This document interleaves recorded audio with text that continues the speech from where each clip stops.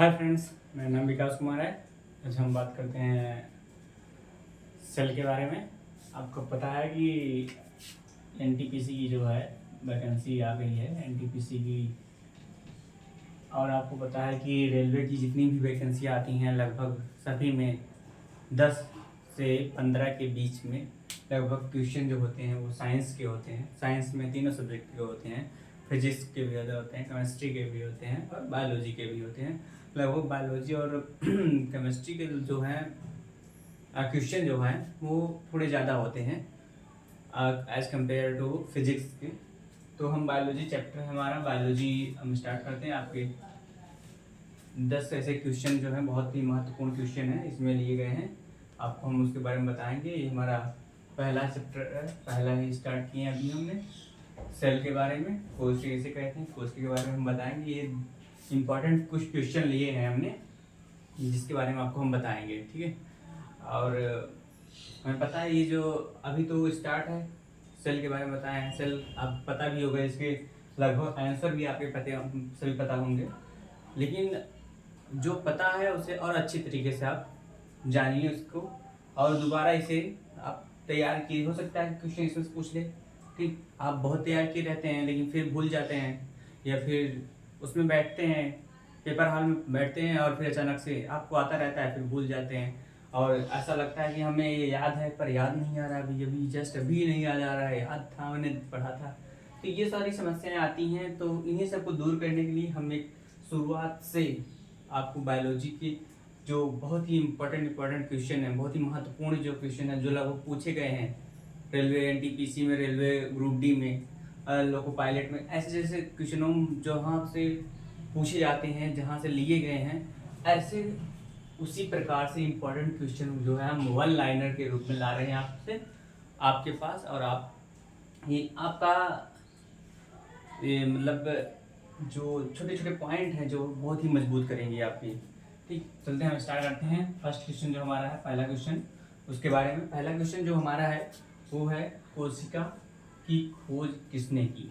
तो कोशिका की खोज, पहले कोशिका के बारे में जानते हैं हम, फिर कोशिका खोज। जैसे अभी हम वन लाइनर ऐसा रटा देंगे तो आप भूल भी जाएंगे, लेकिन हम जो बताएंगे जिस तरह से उस तरह से आप याद करते हैं और आप ध्यान से इस वीडियो को देखते हैं अंत तक, तो 100% मैं श्योर ये कहता हूँ कि आपको ये जो बताए जाएंगे क्वेश्चन, इसके साथ साथ जो और बताया जाएगा वो सब कुछ आपको याद हो जाएगा, इतना आसानी से याद होगा। ठीक है, चलते हैं आगे स्टार्ट करते हैं। तो कोशिका के बारे में पहले हम जानते हैं, कोशिका किसे कहते हैं, क्या कहते हैं, कोशिका किसे कहते हैं। तो कोशिका की अगर आप डिफिनेशन बात करें, डिफिनेशन, तो कोशिका की जो डिफिनेशन है वो यह बताया गया है कि कोशिका जो है किसी भी जीव के शरीर की एक सूक्ष्मतम मतलब छोटी से छोटी इकाई है। ठीक, ये तो बहुत ही सरल भाषा में है। अगर हम किताबी जो लैंग्वेज है उस तरह से बताएं तो कोशिका जो है हमारे शरीर की संरचनात्मक और क्रियात्मक इकाई है। कोशिका हमारे शरीर की संरचनात्मक और क्रियात्मक इकाई है और उसकी खोज जो है सर्वप्रथम रॉबर्ट हुक ने किया था। तो कोशिका की खोज जो है किसने की है, रॉबर्ट हुक ने किया है। और बहुत ही इम्पोर्टेंट, मोस्ट इम्पोर्टेंट जो है इसके सन कब किए थे, तो 1665 ईस्वी में। तो 1665 ईस्वी में कौन किया था, खोज किए थे, कौन, रॉबर्ट हुक ने किया था। किसकी खोज किए थे, कोशिका की खोज।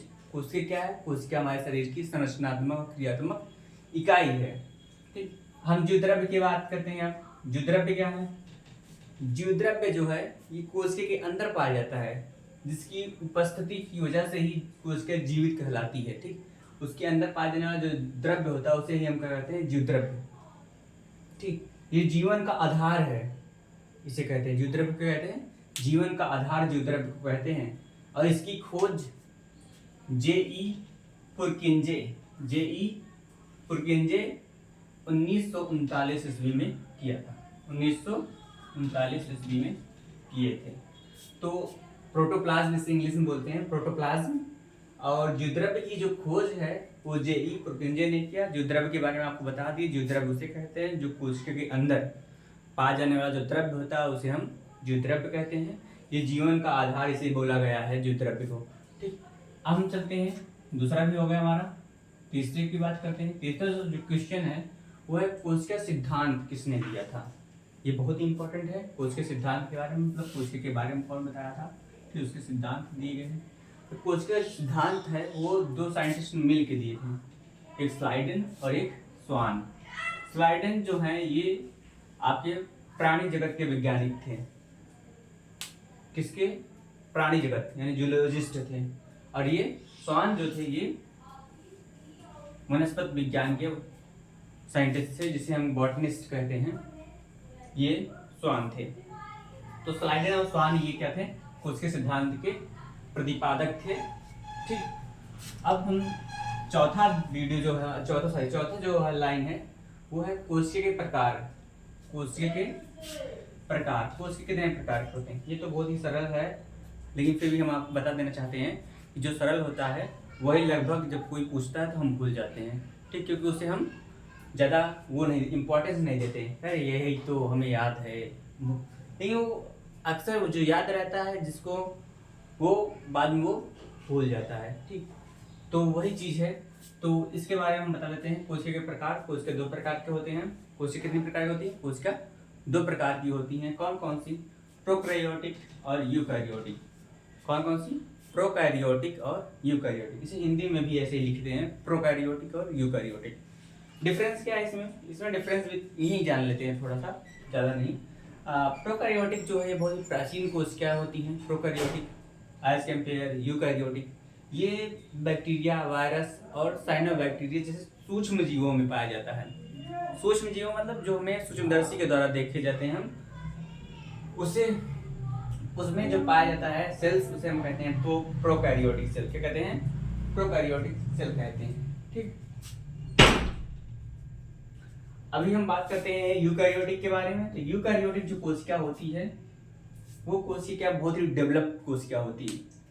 ये क्या, सभी जीवों में, जो प्रोकैरियोटिक को छोड़कर, जो जीव जिसमें प्रोकैरियोटिक सेल पाया जाता है उसको छोड़कर बाकी सभी जीवों में यूकैरियोटिक सेल पाया जाता है। ठीक, यूकैरियोटिक सेल की अगर हम बात करें तो यूकैरियोटिक सेल में कोशिका के अंदर कोशिकांग पाए जाएंगे।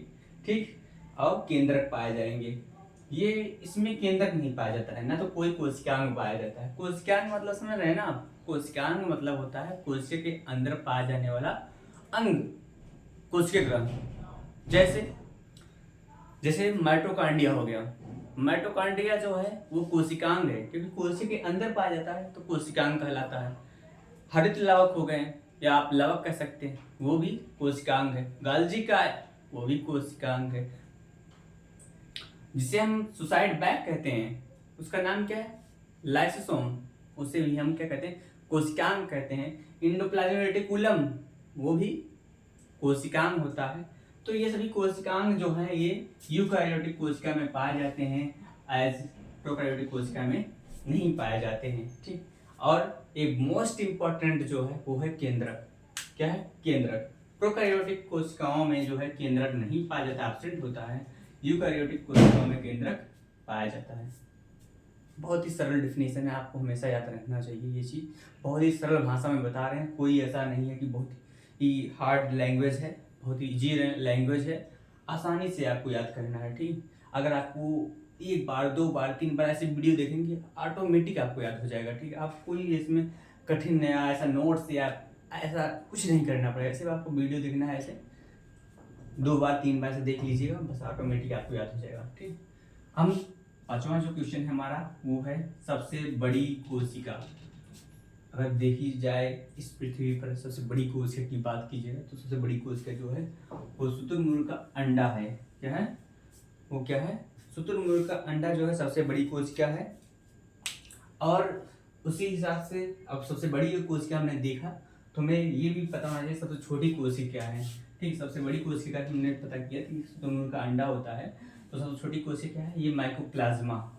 माइकोप्लाज्मा जो है ये सबसे छोटी कोशिका का एक जीव है। ठीक, इसे हम माइकोप्लाज्मा को PPLO भी कहते हैं।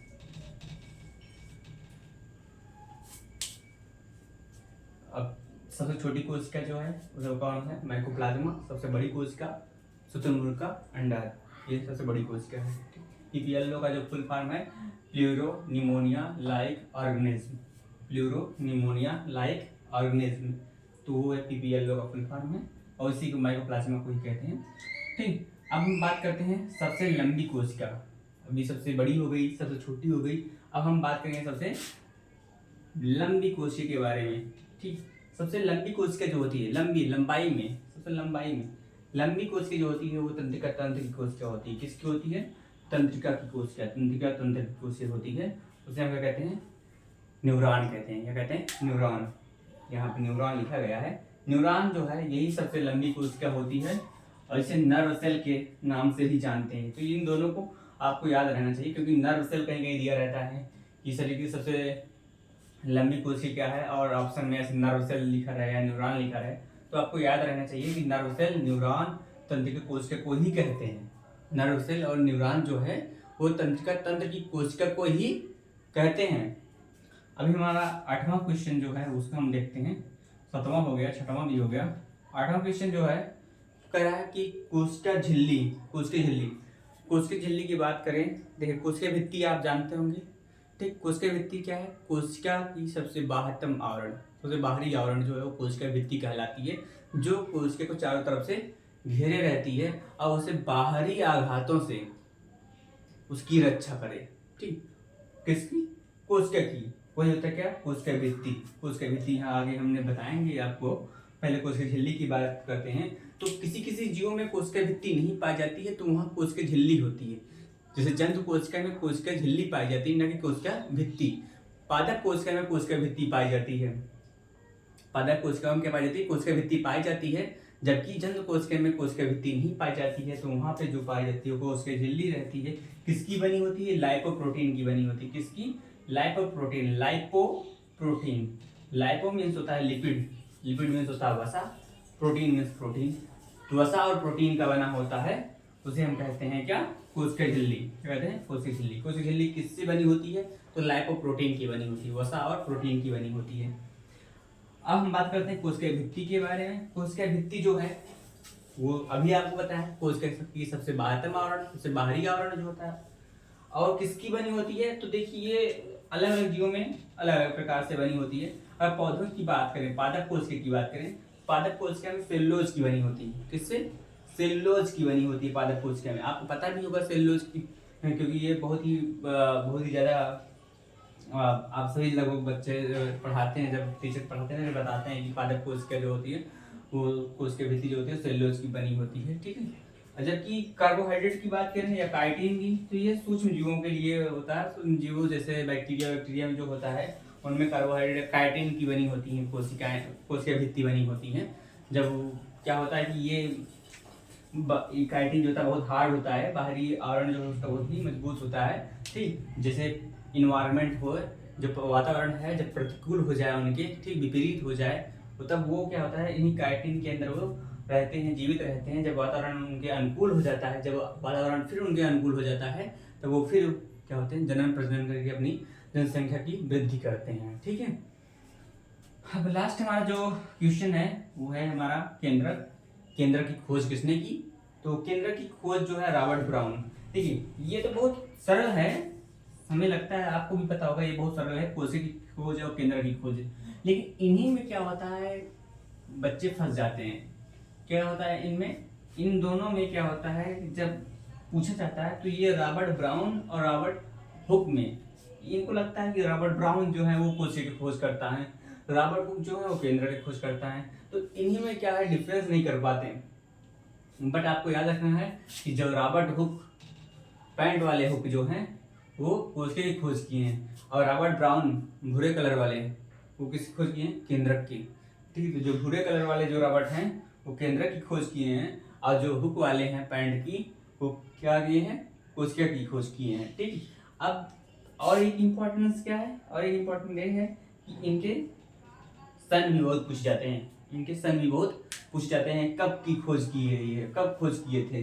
तो कोशिका की जो खोज हुई थी वो 1665 ईस्वी में, और जो केंद्र की खोज हुई है वो 1831 ईस्वी में। तो ये 10 क्वेश्चन अभी आपकी आगे भी बताया जाएगा, और क्वेश्चन भी। ठीक।